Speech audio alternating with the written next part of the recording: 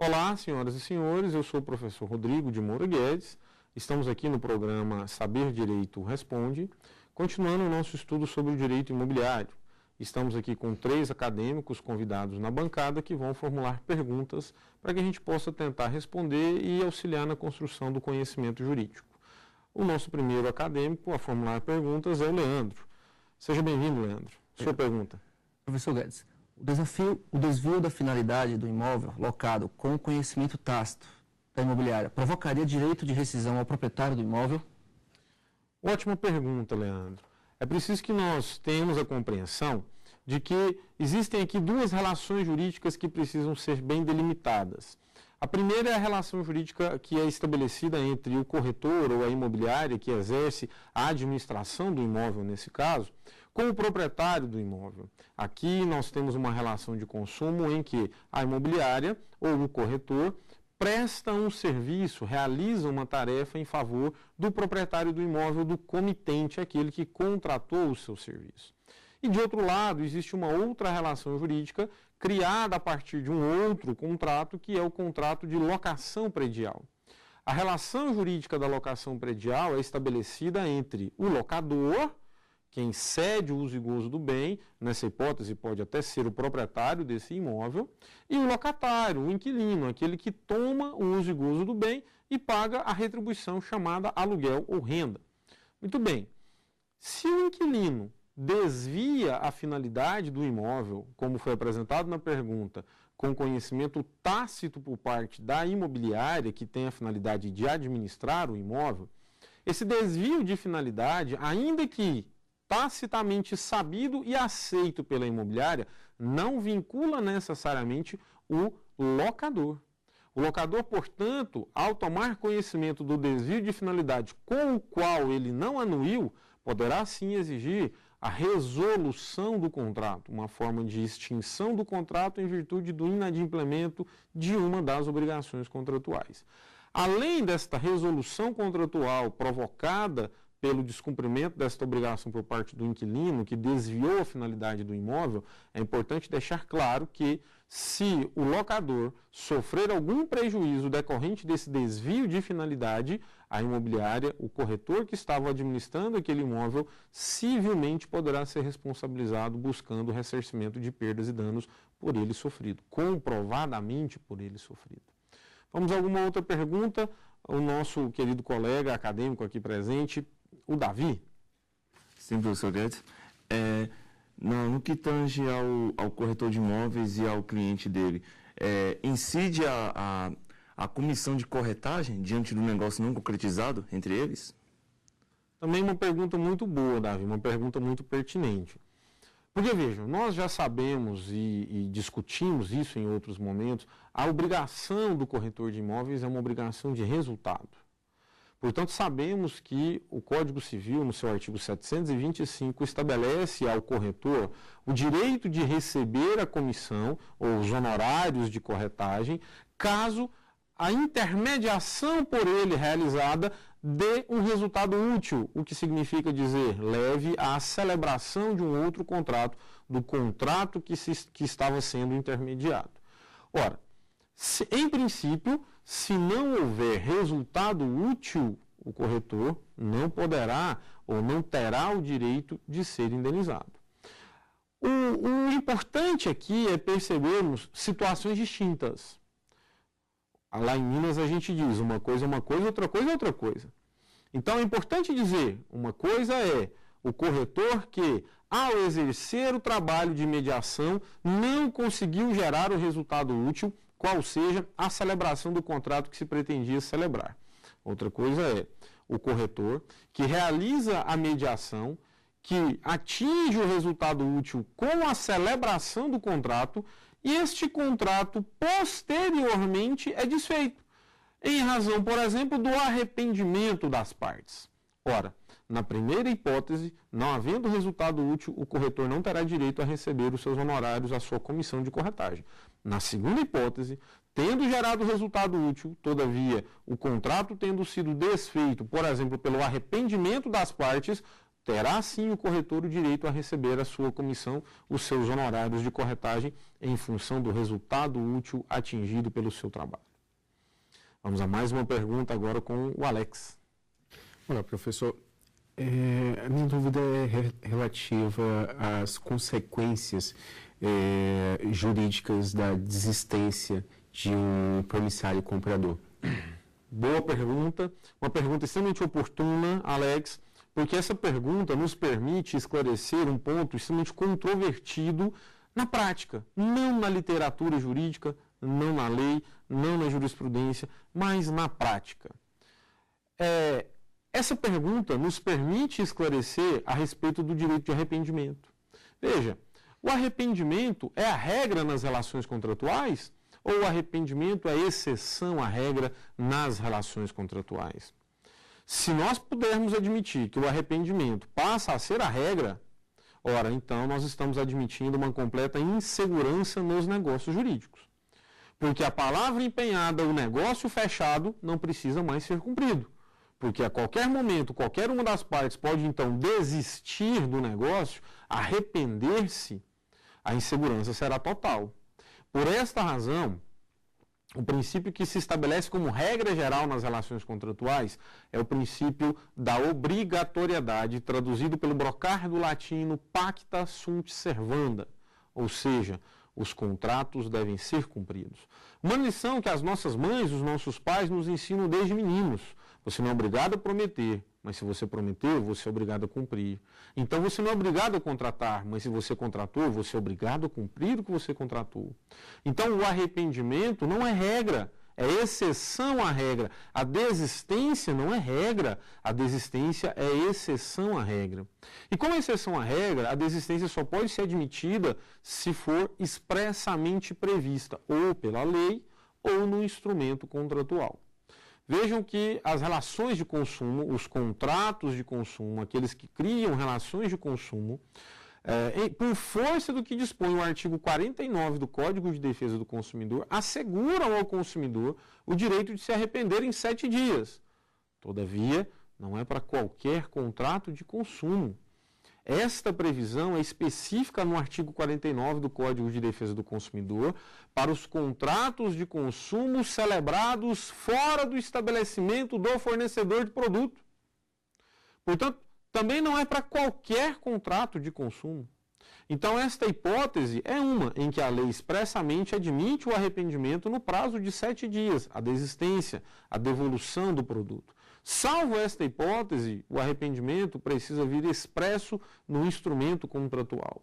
Se a lei não prevê o arrependimento, a hipótese, a possibilidade de arrependimento, se o instrumento contratual também não traz esta previsão, o arrependimento não é admitido. E aí não vamos falar em desistência, vamos falar em inadimplência, vamos falar em descumprimento. E quais as consequências jurídicas do descumprimento contratual? Bom, a primeira delas diz respeito ao sinal de negócio. Então, o arrependimento só pode ser admitido se houver previsão expressa na lei ou no instrumento contratual. Não havendo esta hipótese, não se fala em desistência. Vamos falar, então, em inadimplência. O descumprimento contratual gera importantes consequências. Por exemplo, no que tange ao sinal de negócio. Se quem deu o sinal descumprir o contrato, perderá o sinal. Ficará responsável. Se quem descumprir o contrato for quem recebeu o sinal, ficará obrigado a restituí-lo, mais o seu equivalente, mais juros, atualização monetária e honorários advocatícios, se advogado efetivamente trabalhar na causa. Com relação à relação contratual, o que se tem ante o inadimplemento é a aplicação dos artigos 474 e 475 do Código Civil, gerando então a resolução do contrato, a extinção do contrato como fruto do inadimplemento de qualquer uma das obrigações contratuais. Façamos um intervalo agora e voltamos logo na sequência.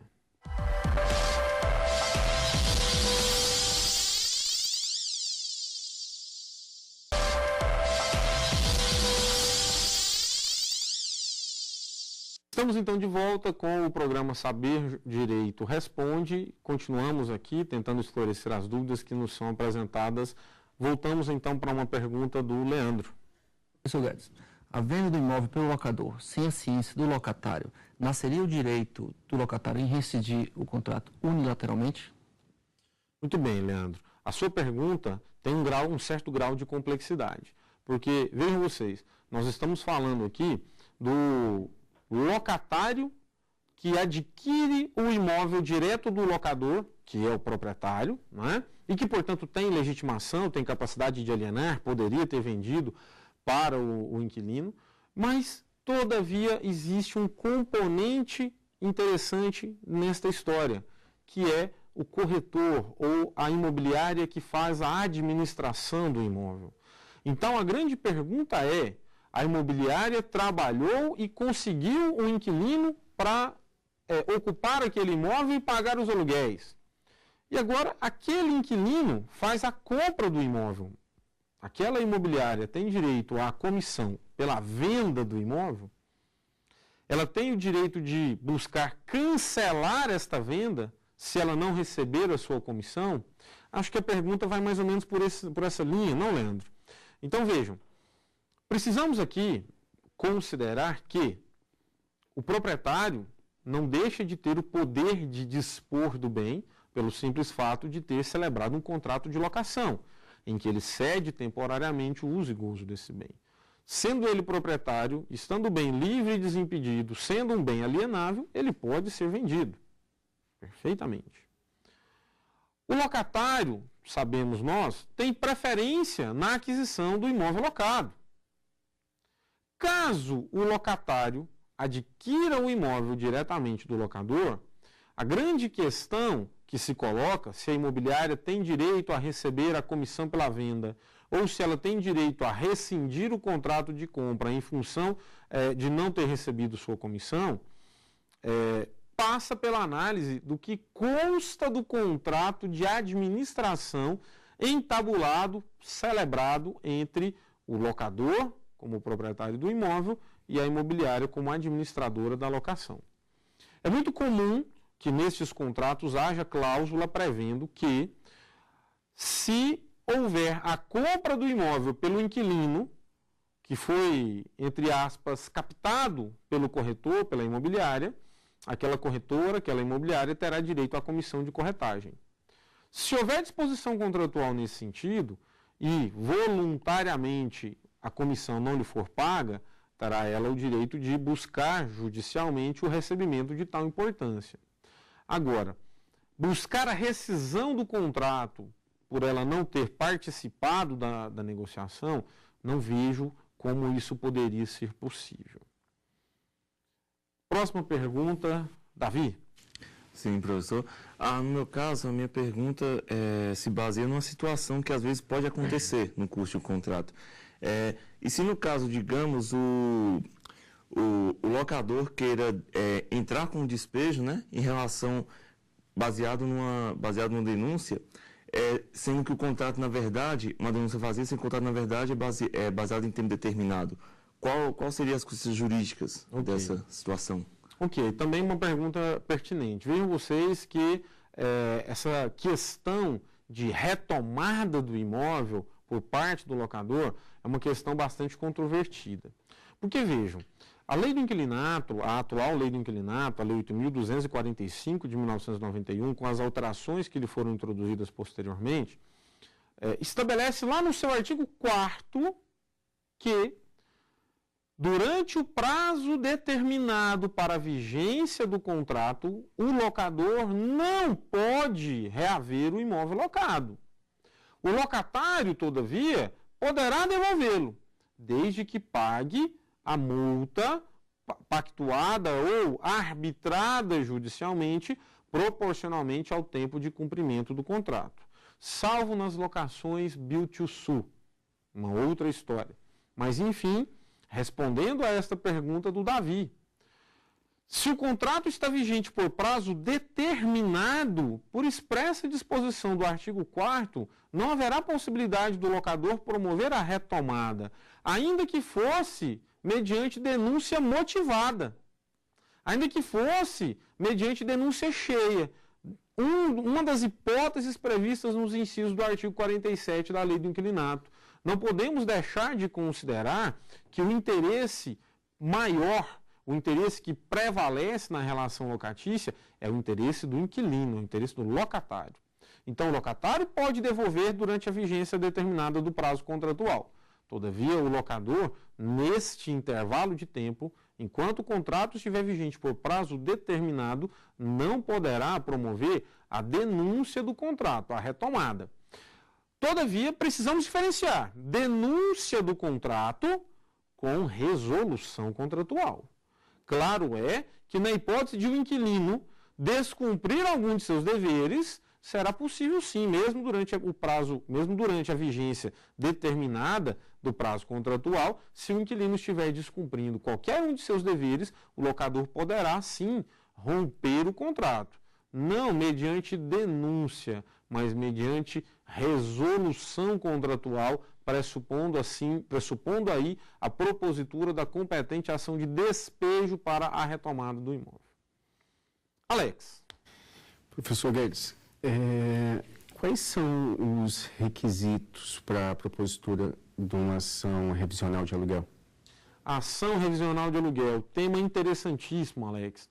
Vejam, senhores, a Lei do Inquilinato, lá no seu artigo 17, estabelece a disciplina jurídica do aluguel. E ela diz que o aluguel é de livre convenção entre as partes. A Lei do Inquilinato não estabelece valor máximo, valor mínimo do aluguel. Ao contrário, ela dá liberdade para locador e locatário estabelecerem o valor do aluguel a ser pago pelo inquilino ao locador. Ela faz sim algumas restrições. Ela diz que o aluguel não pode ser pactuado em moeda estrangeira e que o seu reajuste não pode ser atrelado ao salário mínimo ou à variação cambial. Tudo bem.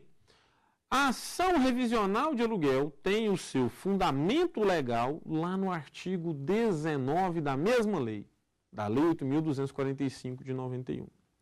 Diz lá o artigo 19 que se o contrato estiver vigente por 3 anos ou mais, ou se a data do último reajuste contar 3 anos ou mais, não havendo acordo entre o locador e o locatário, poderá ser proposta a ação revisional do aluguel.